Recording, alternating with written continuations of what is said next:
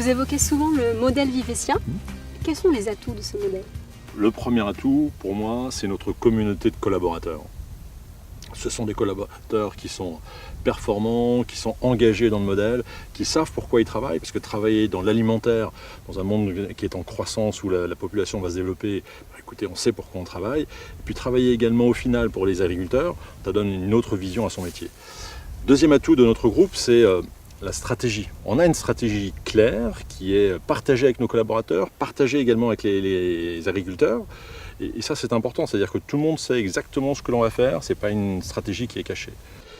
Troisième atout, c'est la gouvernance.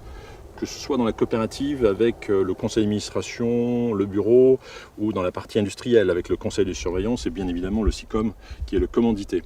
Mais également plus sur le terrain avec les conseils de territoire, les conseils de section, qui nous permettent en fait d'aller au plus proche des agriculteurs et de les écouter, de leur apporter de l'information, mais aussi d'en extraire la substantifique moelle. Ça nous permet également d'avoir des éléments de contrôle partout, tout au long de la chaîne en fait, de construction du groupe Vivesia Industrie et de la coopérative. Et ça permet aux agriculteurs d'être rassurés sur ce qui se passe au sein de leur entreprise.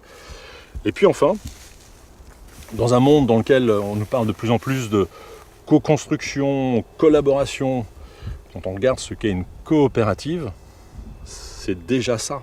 C'est-à-dire que le monde qui s'intéresse aujourd'hui à la co-construction, à la collaboration, nous l'avons déjà fait, nous le réalisons et nous avons cette stratégie qui est bien développée, nos organes de gouvernance et notre communauté qui travaille à cela.